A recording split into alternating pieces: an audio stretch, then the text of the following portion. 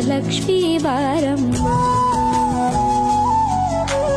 ಹೆಜ್ಜೆ ಮೇಲೊಂದೆಜ್ಜೆಯ ನಿಕ್ಕುತ್ತ ಗೆಜ್ಜೆಯ ಕಾಲಿನ ನಾದವ ತೋರುದ ಸಜ್ಜನ ಸಾಧು ಪೂಜೆಯ ವೇಳೆಗೆ ಮಚ್ಚಿಗೆಯೊಳಗಿನ ಬೆಣ್ಣೆಯಂತೆ ಭಾಗ್ಯದ ಲಕ್ಷ್ಮೀ ಬಾರಮ್ಮ.